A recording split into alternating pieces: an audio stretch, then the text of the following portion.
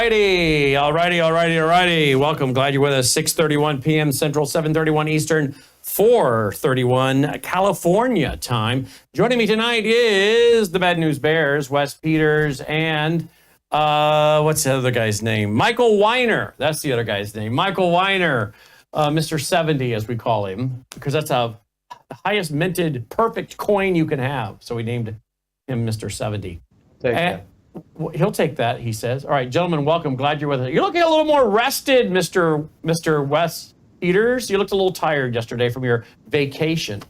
Yeah, 2 days of driving would do that. It's always good to sleep in your own bed, at home. Yeah, I hear that. First time you ever heard that was. What was that? What was that, Michael? I don't think he heard you. What did he say? That's why he has that secret name we won't say. But his nickname. Here we go. Whatever. Wes says whatever. Okay, we didn't give him the nickname, by the way. The captain at Swiss America gave him the nickname, I think, right? Correct. Yeah. Dean Haskin gave you the nickname. All right. So you guys have to ask Dean. All right. What's up? Where are we at? Gold over $2,500 an ounce. And of course, those who didn't want to buy, we were telling them, you might want to consider that at 1,800, 1,900, 2,000. I've missed out. Now it's at over 2,500. And those who don't buy now, when it's at 3,000, we'll be saying, have I missed out? And then when it's at 5,000, have I missed out? At some point, your dollars are gonna be worthless and you will have missed out. The boat will have left the harbor. Yeah, correct. There's a saying we hear, Michael and I hear over the years, Brandon, I shoulda. Yeah. I shoulda. And this isn't dirty, this is pretty clean. And we say, you shoulda all over yourself. It's like, just remember, again, it's not too late.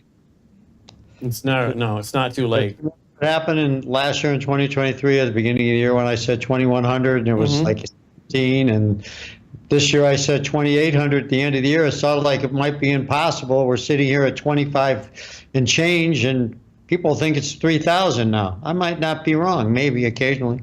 Wow, you want to comment on that one, Wes? Well, I was going to say a clock is right twice a day. But. I was waiting. He gave it to you. I was just waiting for you to get in there. Reality is, it won't be too late. I'll tell you when it'll be too late. When they've locked your countdown, you can't get your CBDCs out, or you try to, and they say, we don't think that's a good purchase for you, which they're already doing. So don't think that's not going to increase. An old story in the industry that used to be, and even in the securities industry, people are indoctrinated from childhood to pay higher prices. They question deals. Something's wrong with it if it's at a certain thing. Something's the matter with it. If anybody right now in their right mind cannot see what's going on in this country, what they saw yesterday at the Democratic convention when they made the godlike thing to Joe Biden, although they made him wait till it was sleepy time, that he's the next coming. And by the way, the border is great, the stocks are great, the industry is great, and meanwhile people are starving, dying on the street, and literally inflation's out of control, and nobody gets it. So it's the same thing. Nobody gets it. The people who don't get it are going to really have a wake up coming. That's for sure. I didn't see any of that. Did he stumble very bad last night? Of course, he was reading a teleprompter. He cried a lot, and they got him as little Teddy, and he was okay. I didn't see any of it. They put him on so late. So they just were all making a big mushy thing out of it, but they made him wait till like 11:30 at night. So poor guy was on. Logan says he was angry. I haven't seen any of it. He was angry, huh, Logan? Screaming and yelling the whole time. His usual speech, the scream speech. He thinks that accentuates things where really it's a sign of people that just are unbalanced as he is, and that's a normal thing of dementia, to scream and yell. Wow. All right, let's go to a couple things we have in the news here. Let me see. I got so many windows open right now. Let's see if I can find one. Let's see here. We don't want to play that one. Let's go to this one. All right, let's go to this one. The nation's ablaze with inflation, according to Representative Jody Arrington. Watch and listen. What? What, Logan? I'm sorry. You're having problems. What's wrong? Is that a video playing? What's that, Wes? You're playing a video? Well, I was going to, but Logan just said he's having problems in there. I don't know what that means, but he said he wanted a second. So let me, instead of going to a video, let me go to an article. Let's see. All right, here we go. Let's go to this article right here. Here we go. Harris proposes raising corporate tax rates to 28%. Of course, you and I both know that what that really means is they're just going to pass on the price of the goods to the consumer, which means more inflation. Michael, you can't wait to get in on this one, can you? Yeah, not at all. That not only is that's not only going to destroy our prices that they say are price gouging. The people that are price gouging is Washington. But more importantly, companies that have half a brain are going to move out of the United States. They're going to move manufacturing out of the United States. We will lose all kinds of income, which will all feed inflation and debt. And that we will now have a higher tax rate than China and most of the other civilized world because we have to feed the insidious democratic socialist machine. And it's insanity. Trump made this country come back because he went back to the old ways of allowing the wealth to build out of success. And these people want it not to have any wealth. They want to control us. And this 28% is absolutely insane, literally. But they'll do it. Wes? Yeah, absolutely. Brandon, they don't have enough money. You know, they even though they spend our money so wisely in Washington on programs that people want and care about, it's not enough. So they need more. And if they went back to what Trump did in 2017, he lowered the corporate tax from 35% to 21%, allowing those corporations to keep more of their money, to hire more employees, to pay into 401ks, to pay health insurance. And what Kamala Harris and the Democrats want to do are going to destroy jobs. It's going to cause people to be let go, downsized, more 30-hour work weeks as opposed to 40-hour work weeks. And this has never worked. Taxing people to death is not the way. Washington needs to get a clue and learn how to control their budget and spend wisely. But do you ever think that's going to happen? You and I know this is never going to happen. Never. Did you see where that sit down, that interview that Elon Musk and Trump did? Did you see where Elon Musk was talking about putting together a board to actually look at it? Let's spend people's money wisely. And Trump is now thinking about offering him a cabinet position. Yeah. Yeah. And I've said this for years, that it would never happen. If it was going to happen, it would be under Trump. I would rather our government sit down with all the department heads from every branch of government, the FBI, the CIA, Homeland Security, the military, you name it, and say, look, here's what your budget has averaged over the last 4 years.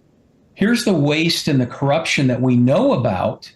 Your job is to run your departments effectively. And let's say there's 3 or 4 of them that run these departments. Your job is to run your department efficiently, effectively. I don't want you cutting corners. But at the end of the year, whatever you've saved of the taxpayers' money, we're going to give you a bonus. And even if we had to give every one of those people a $200,000 bonus, that would be peanuts compared to the money that is outright blown because of the mentality. If we don't spend it this year, they won't give it to us. That's exactly right. That's 100% correct. Look at this headline here. CBS News is now getting in on the act. Guys, gold prices surged to a new record high. 4 benefits of buying in. Wait a minute. CBSnews.com is now promoting buying gold, Wes? Yeah, absolutely. Everybody's getting on the bandwagon. You know, they're a little bit late to the party. But you look at what's going on, the fundamentals that drive gold and silver higher: a weak dollar, inflation, supply and demand.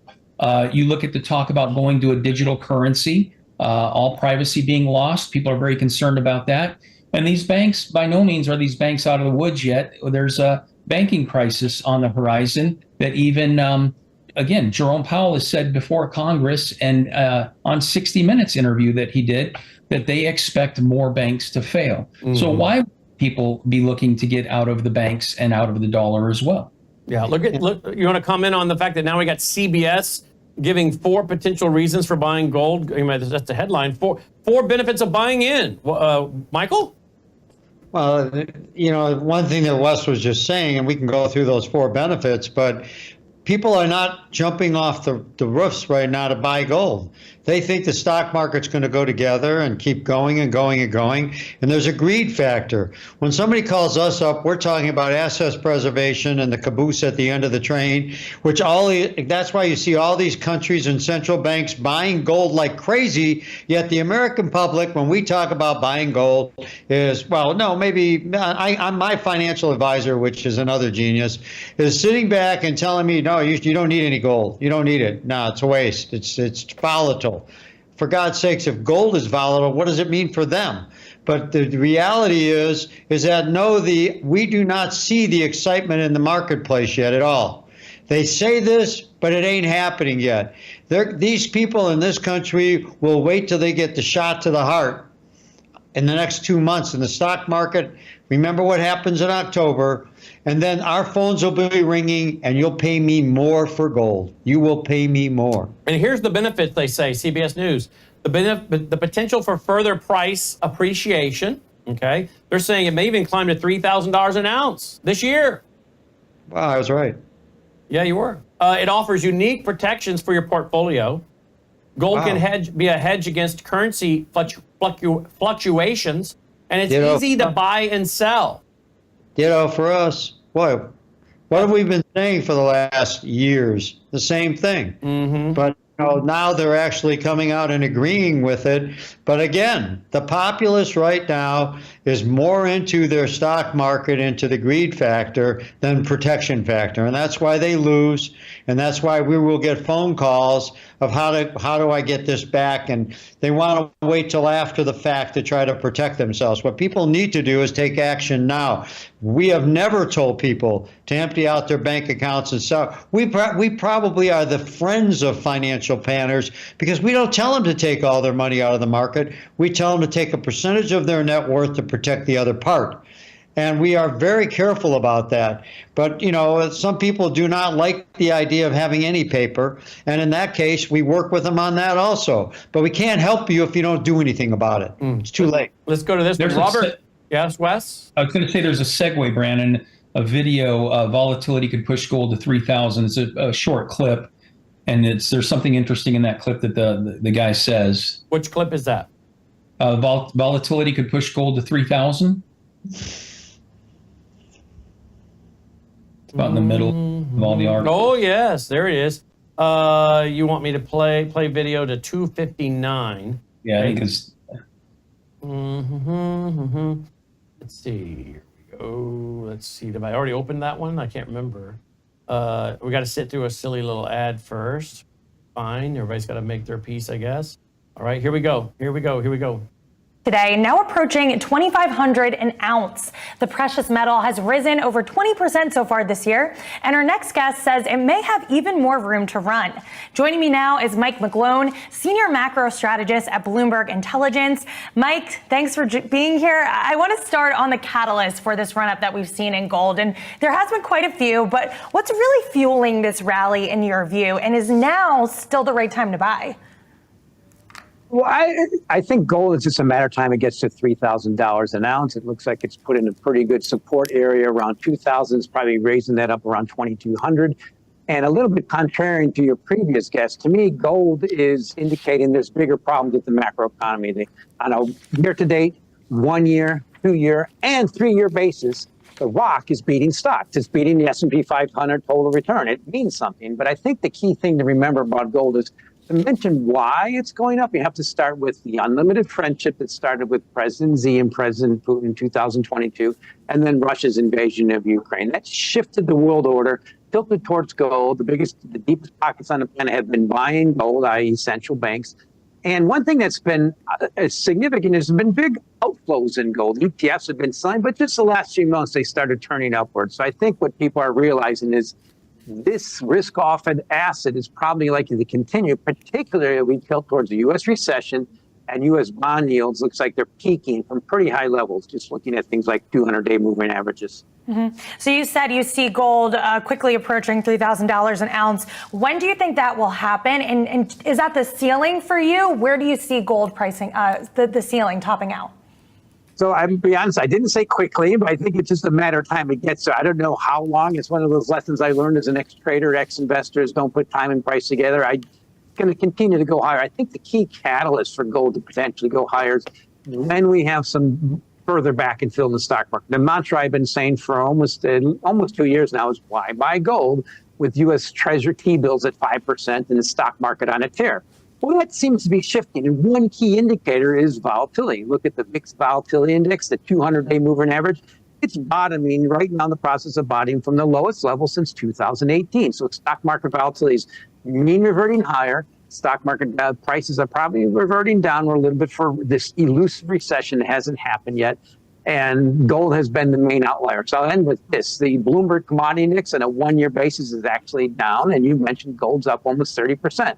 So that is a pretty severe global deflationary trajectory. Industrial metals were up about 24% this year. Now they're down. So I don't see what ends it. I think it risks that it's going to accelerate.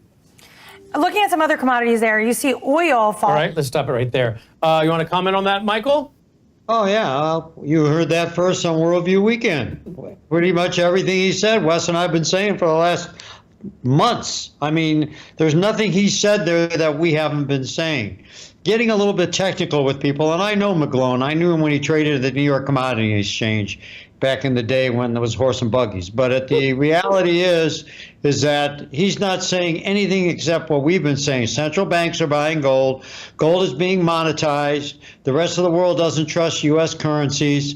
That the Chinese and the BRICS nations are shifting the wealth curve, and they're replacing the U.S. dollar. All of these things we have been warning about, and people that pay attention do something about it. People that don't will pay attention and pay us more.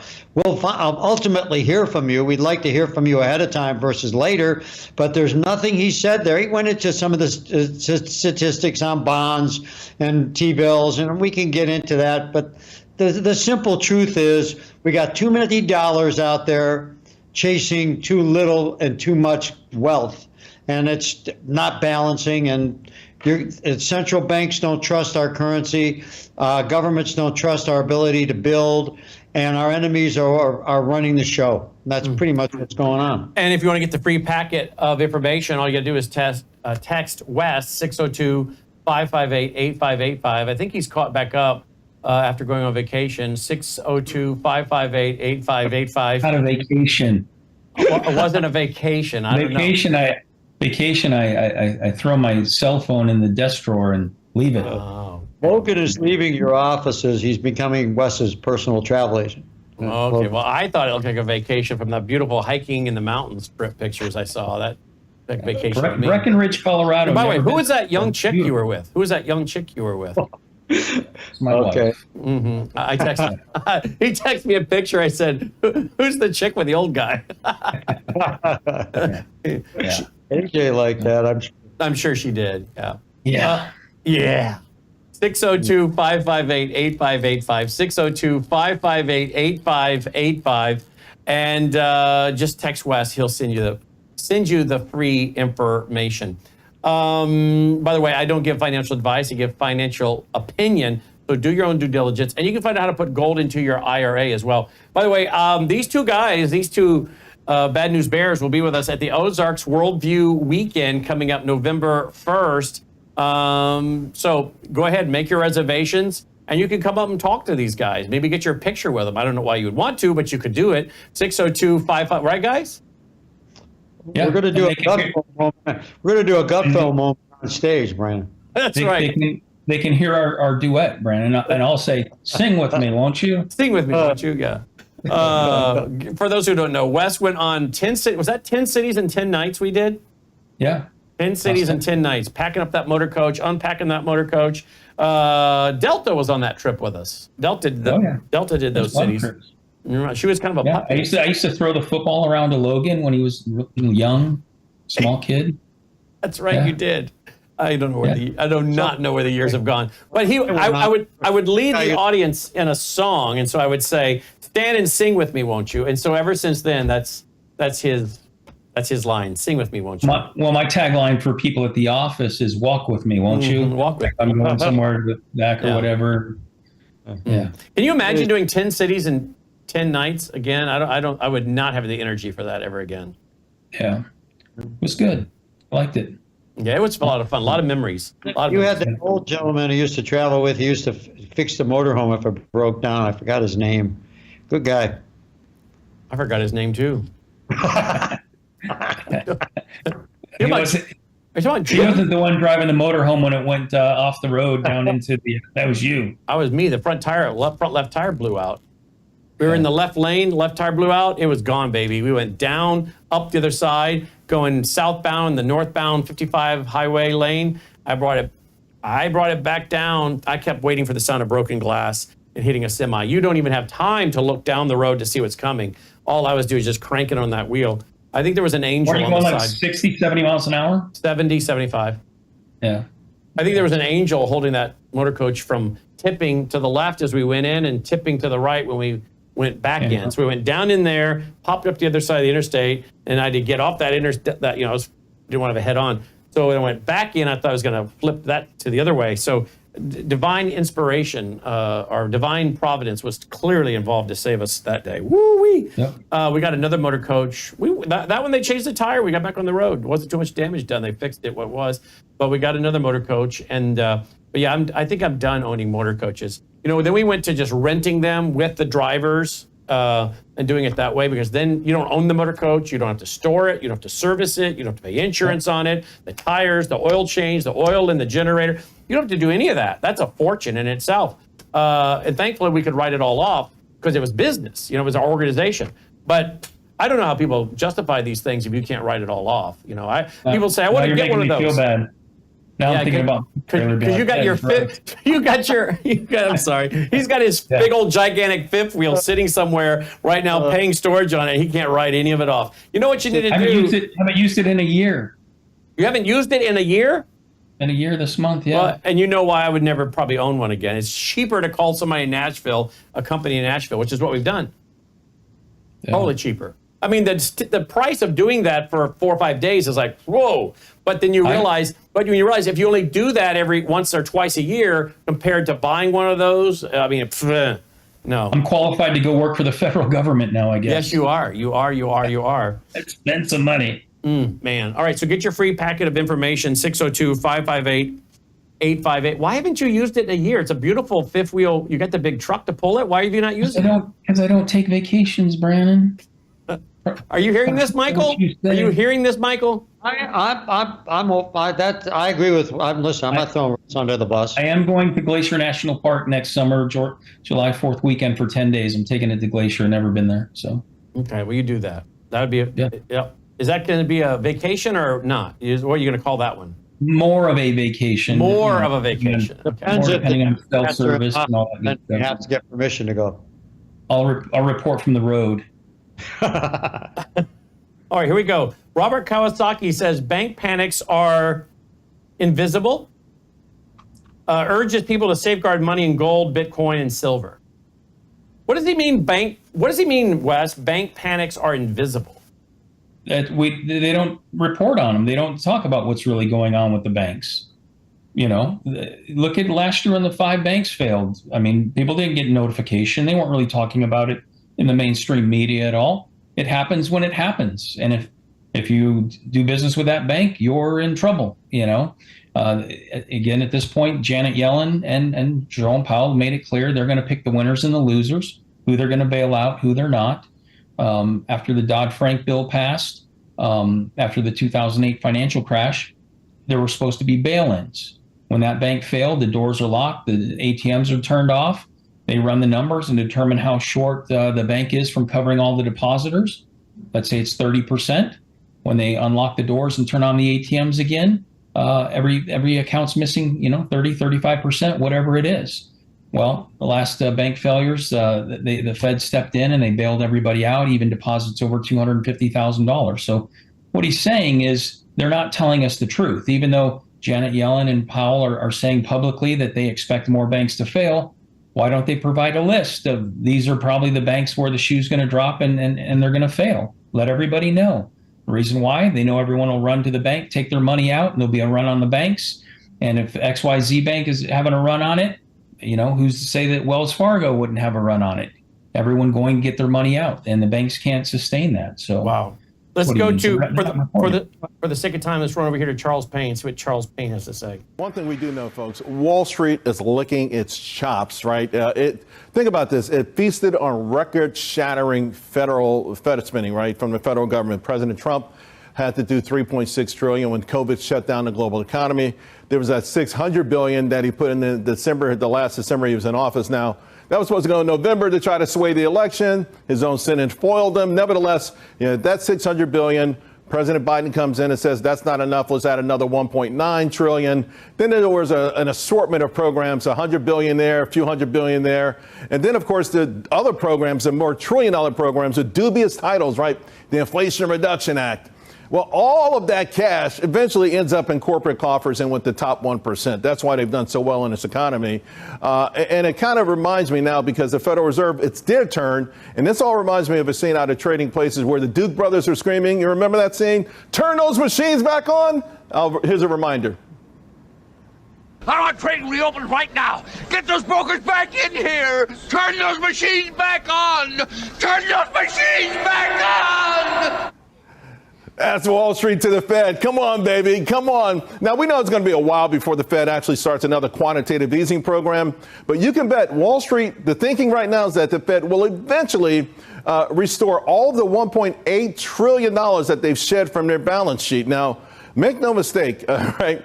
The Wall Street loves the fact that the money cascading into this economy. They don't care where it's coming from, whether the federal government or the Federal Reserve. The bottom line is when these fixtures are open, when they open the spigots, champagne starts to pop on Wall Street. And that's one of the reasons this market has been up. It has nothing to do with the economy. In fact, you could say it's the antithesis of the economy. As this economy starts to really, really break down and the Fed really, really has to come to the rescue, all I can say is, like the Duke brothers, Wall Street's going to say, turn those machines back on. And, well, we'll learn. Wow. Especially on Friday. That's all right. And by the way, I want to show you guys something real quick. Let's hear. There was that $600 billion. All right, there we go. I don't know if he doesn't know this, but they make pants now that are wrinkle-free. You don't have to do that. So I don't know. Someone should tell. That's an important issue there, Brandon, too. Yeah, someone should tell Charles they make those pants that don't wrinkle, which is that right there is why Ronald Reagan always took his dress pants off when he would board Air Force One, and he would put on a pair of sweatpants because he did not want wrinkles in his pants when he got off at the next stop. You know what? You know what Michael Reagan, his son, is a friend of mine. You know what Michael says? One of the greatest lines I love. He said his dad told him was, "Clothes make the man." I've never forgot. That's a great quote. Dress for success. But I'm going to say one quick thing when Wes was talking about the banks, too. Do you realize that banks report all their finances, but more than 65% of all lending is done privately, and there's no regulation on it. That's why we take hits so often, because these private entities that lend money do not have any reporting. And we don't know any of that either. None of it. All right, I'm going to book you guys to come on at 7:45 Central, because I want to talk to you guys for a few minutes on prime time with me at 7:45 Central. Guys, good? 7:45 Central. That would be in like 45 minutes from now. Okay, I'm good. Wes has got the psychology class. Wes, you with us? I can't hear what Wes says. All right, take care. Did we confirm, Wes? Yeah. Tonight on the Worldview Report, a U.S. Air Force base in Texas comes under attack by drive-by shooters. A House committee releases a major report on the Biden family's foreign business dealings, and the conclusion, well, it's not pretty. Hamas